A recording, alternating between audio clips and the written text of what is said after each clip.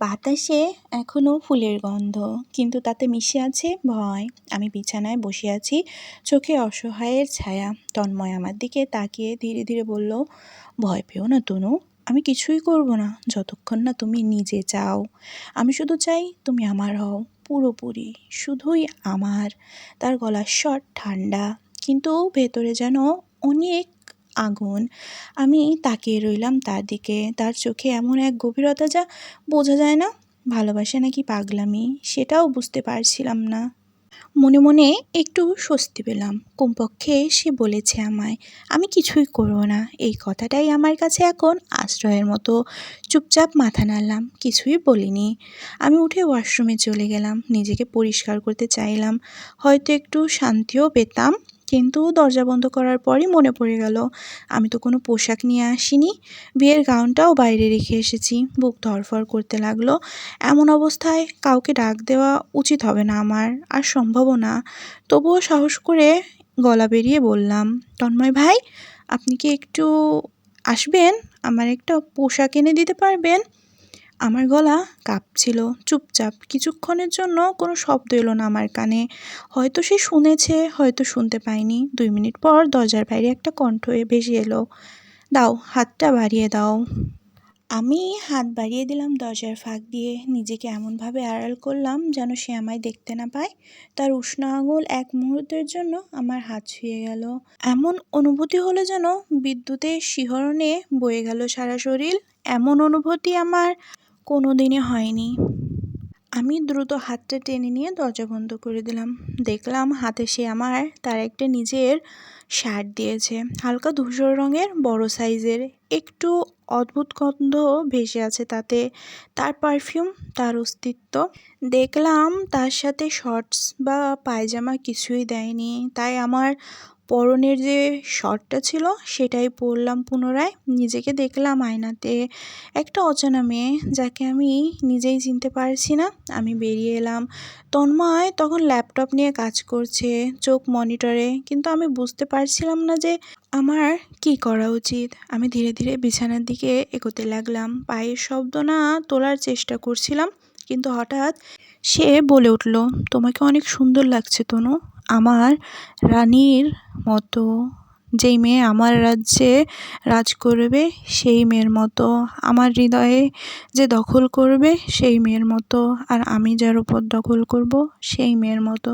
তার কণ্ঠে ভালোবাসার মিষ্টি সুর, কিন্তু তার অর্থের গভীরতা ছিল অধিকার আর দখলদারি। আমার বুকের ভিতর মিশ্র অনুভূতি, একদিকে মুগ্ধতা, অন্যদিকে ভয়। কথাগুলো হৃদয় ছুঁয়ে গেল। মনের প্রশ্ন উঠল, যে মানুষ জোর করে আমায় বিয়ে করেছে, তার ভালোবাসা কি সত্যি ভালোবাসা? আমি ধীরে ধীরে তার পাশে বসলাম। সবকিছু এখনও বাস্তব মনে হচ্ছিল না আমার। কয়েক ঘন্টা আগেই তো ছিলাম অবিবাহিত, আর এখন আমি তন্ময় ভাইয়ের স্ত্রী, আমারই চাচাতো ভাই, আমার শৈশবের নায়ক, এখন আমার ভয়ের কারণ। আমি অস্পষ্টভাবে বললাম, তন্ময় ভাই। শব্দটা মুখ থেকে বের হতেই সে হঠাৎ আমার দিকে ফিরে এলো, চোখে আগুনের মতো দৃষ্টি। তারপর বিন্দুমাত্রও দেরি করেনি, আমার ঠোঁট দুটোকে তার দখলে নিয়ে নিল। আর একবার যদি তুই আমায় ভাই বলিস, আমি তোকে আরও শাস্তি দিব, প্রতিবার। আমার শরীর কেঁপে উঠল, ঠোঁট কাঁপছিল, কথা গলার মধ্যেই আটকে গেল। কি করে নিজেকে সামলাবো ঠিক বুঝছি না। আমি কম্বলটা টেনে নিজের গায়ে নিলাম, নিজেকে ঢেকে ফেললাম। চোখও ভারী হয়ে এলো, ভয় আর ক্লান্তির মাঝে ঘুমিয়ে পড়েছি কখন নিজেও ঠেক পাইনি। শেষবার ঘুমানোর আগে মনে পড়ল তার শেষ কথা, তুমি শুধুই আমার। আর আমি বুঝে গেলাম, আমার জীবনের প্রতিটা রাত, প্রতিটা সকাল এখন থেকে সেই এক বাক্যের ছায়ায় বন্দি থাকবে। সূর্যের আলো জানালার ফাঁক দিয়ে এসে পড়েছে আমার মুখে। চোখ খুলেই দেখি তন্ময় আমার পাশে বসে আছে। তার দৃষ্টি আমার মুখে স্থির, একটুও পলক ফেলছে না, যেন আমার নিঃশ্বাস গুনছে, যেন আমার ঘুমেও তার অধিকারভুক্ত। আমি হঠাৎ থেমে গেলাম, কি বলবো বুঝতে পারছি না।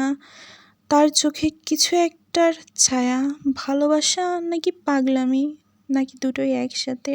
আমি আস্তে করে হাত বাড়িয়ে তার গাল ছুঁয়ে দেখলাম, তার গালের উষ্ণতার গরম আমার হাতে লাগলো, কিন্তু ঠিক সেই মুহূর্তেই সে আমার হাত চেপে ধরল, মোলায়েম কিন্তু শক্ত ভারে।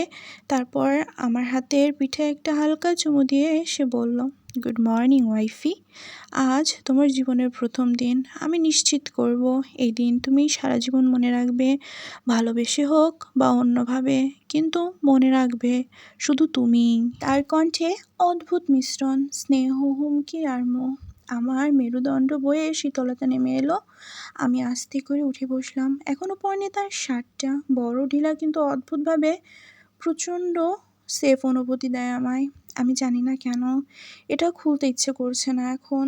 এতে যেন তন্ময়ের একটা ছায়া আছে, যেটা আমাকে বন্দি করেও আনন্দে রেখেছে। তবু আমি জানি নিজেকে তার ছায়া থেকে আলাদা করার দরকার। আমি উঠে ড্রেসিং রুমে চলে গেলাম। দরজা খুলতেই থমকে দাঁড়ালাম।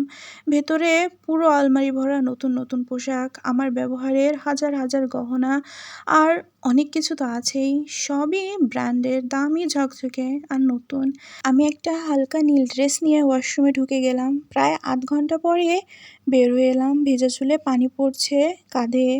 আর ঠিক তখনই তন্ময় পিছন থেকে এসে আমাকে জড়িয়ে ধরল। তার বুকের ধকধক শব্দ আমার পিঠে লাগছে, তার নিঃশ্বাস গলা ছুঁয়ে যাচ্ছে। সে নরম স্বরে ফিসফিস করে বলল, তোমার গন্ধটা আমার নেশা তনু। এই পৃথিবীতে যেটা শুধু আমায় মগ্ন করতে পারে, শুধু সেটা তুমি। আমায় বশ করতে পারে তুমি সেটা। তার কথা শুনে শরীরটা শিহরিত হলো, কিন্তু মন বিভ্রান্ত। এটা ভালোবাসা নাকি দখল বুঝতে পারছিলাম না কিছুই। আমি ধীরে ধীরে তার হাতের ওপর নিজের হাত রাখলাম আর সাহস করে জিজ্ঞাসা করলাম, তন্ময়, আমি কি এখানেই থাকবো?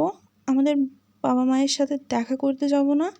সে একটু চুপ থেকে বলল, না, ওরা চায় আমাদের আলাদা করতে।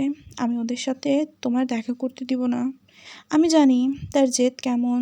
সে যদি না বলে তার মানে নাই। তবুও জানি না কেন আমার বুকের ভেতরে একরাশ সাহস এসে গেল। আমি ধীরে ধীরে ঘুরে তার মুখ দুটি হাতে ধরলাম। তার চোখের গভীরে তাকিয়ে বললাম, আমি প্রশ্রয় দিচ্ছি তন্ময়, কেউ আমাদের আলাদা করতে পারবে না। আমি সবসময় তোমার সাথে থাকবো। তার মুখে হঠাৎ বিস্ময়ের ছায়া। সে যেন বিশ্বাস করতে পারছিল না যে আমি এটা বলেছি। তারপর ধীরে ধীরে মুখে এক হাসি ফুটল, এমন একটা হাসি যেটা আমার মনকে ছুঁয়ে গেল। মনে হচ্ছিল যেন সেই হাসিতে হাজারো শান্তি। আমিও অজান্তে হাসলাম তার সাথে। আমার একসাথে ব্রেকফাস্ট করতে বসলাম। তন্ময় কফির কাপে চোখ রেখে হালকা গলায় বলল, তোমার ব্যাগ গুছিয়ে নাও তনু, আমরা আজ যাচ্ছি মালদ্বীপে, আমাদের হানিমুনে। হানি? আমি থমকে গেলাম। আমার ফেভারিট প্লেস মালদ্বীপ। কত না স্বপ্ন ছিল একদিন সেখানে ঘুরতে যাব, কিন্তু কোনো সময় বুঝতে পারিনি যে স্বপ্নটা যখন সত্যি হবে তখন আমি এই অবস্থায় থাকব। তবুও চুপ করে মাথা নাড়লাম, কারণ আমি জানি যদি এখন কোনো কিছু বলি তন্ময়ের আগে পুরো বাড়ি মাথায় করবে।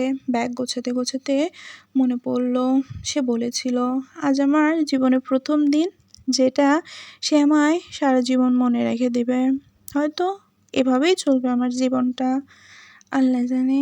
মালদ্বীপের নীল জলে সূর্যের আলো পড়েছে। আমরা দুজন একসাথে দাঁড়িয়ে আছি সমুদ্রের ধারে।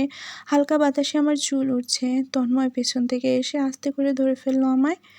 তনু, জানো, এই নীল সমুদ্রটাও আমায় হিংসা করে। সে হেসে বলল, কারণ এই সমুদ্র তোমাকে ছুঁতে পারে কিন্তু তোমাকে নিজের বলতে পারে না, আর আমি সেটা পারি। আমি অবাক হয়ে তাকিয়েছিলাম। এমন কোমল উষ্ণ কথা তার মুখে শুনিনি কখনো, কিন্তু তার চোখে পাগলামি, পুরোই পাগলামি। সেই কয়েকটা দিন যেন ছিল স্বপ্নের মতো। সত্যি বলতে মনে অনেকটা ভয় ছিল যাওয়ার আগে, কিন্তু সেই ভয়গুলো সেখানে যেয়ে তার হাত ধরার পর থেকে কেটে গিয়েছে। সকালবেলা কফি হাতে সূর্য দেখা, দুপুরে সমুদ্রের ঢেউয়ে খেলা, রাতে আকাশের তারা গোনা আর তার কোলে মাথা রেখে শান্তি খোঁজা। আমি এতদিনে এইটুকু হলেও বুঝতে পেরেছি যে সে আমাকে বন্দি করতে চায়নি। সে শুধু চেয়েছিল আমি যেন তাকে ভালোবাসি, আমি নিজেকে তার কাছে করে দিই।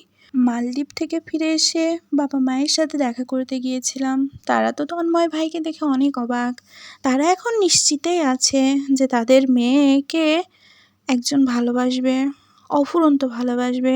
বিয়ের 1 মাস পূর্ণ হলো। সেদিন সকালে জানালার আলোয় আমি আয়নার সামনে দাঁড়িয়ে ভাবছিলাম, আজ আমি ওকে আমার মনের কথা বলবো।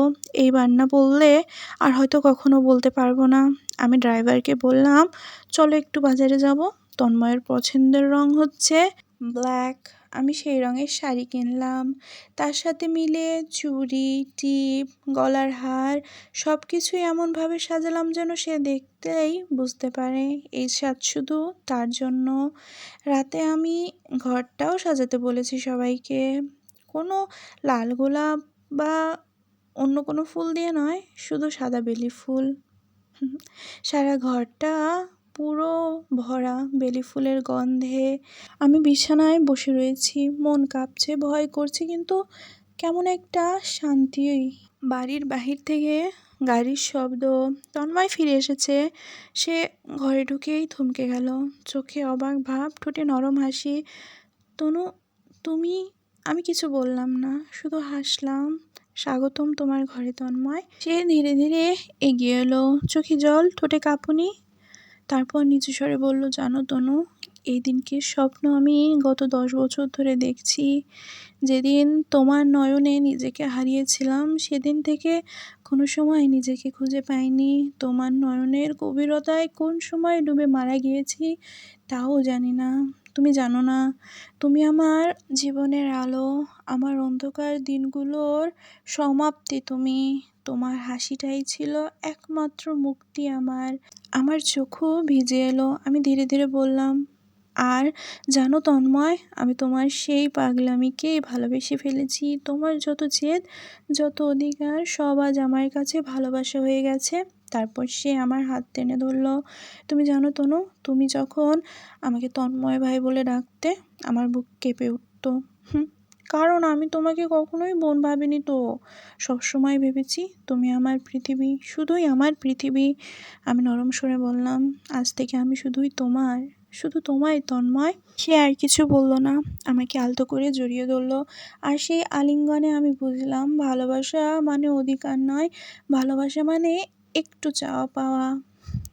রাতটা ভরে গেল সাদা বেলি ফুলের গন্ধে আর আমাদের প্রথম সত্যিকারের ভালোবাসায়। আমাদের গল্প শুরু হয়েছিল ভয়ে, শেষ হলো ভালোবাসায়, আর সেই ভালোবাসায় এখন চিরস্থায়ী। আমি আর অনেক আগেই ভিডিও দিতাম, বাট রুমমেট থাকার কারণে রুমের ভেতর যত শোরগোল হয়, ওইখানে যদি ভিডিও রেকর্ড করা হয়, ভাই আপনারা আমাকে জুতো মারবেন। এই জন্য আর এভাবে করতে পারি নাই। এখন 2 রুমমেট বাড়ি গিয়েছে, এখন এই যে রাত ভরে ভরে আপনাদের জন্য এগুলো করতেছি। আর গল্প লেখা এত প্যারা দিতেছে, 3 পৃষ্ঠা করে লিখতেছি, 3 পৃষ্ঠা করে কাটতেছি। মানে আমি লিখলে আমার কোনো গল্প পছন্দই হইতেছে না, এন্ডিংয়ে পাইতেছিলাম না। এই জন্য একটু বেশি দেরি হয়ে গেল, মাফ চেয়ে নিতেছি। আর যদি ভবিষ্যতে মনে করেন যে আমার ভিডিও দেওয়া দেরি হয়, মনে করবেন নিঘাত এই বেটির ব্রেন আবার কেলাই গেছে গা। যাই হোক, সামনের সপ্তাহ থেকে আমার এক্সাম আছে, হয়তো ওই কারণে ওই সপ্তাহে ভিডিও একটু কমই দিবনে। হয়তো শর্টস ভিডিও আপলোড দিতে পারবো না। তো আগে থেকেই পাও ধরে হাত ধরে মাফ চাই নিতেছি, মাফ করে দিয়েন, গালাগালি করেন না। লাইক করতে ভুলেন না, কমেন্ট করতে ভুলেন না, আর ওইখানে একটা থাপ্পড় মেরে সাবস্ক্রাইব করে দেন। আচ্ছা, বাই বাই।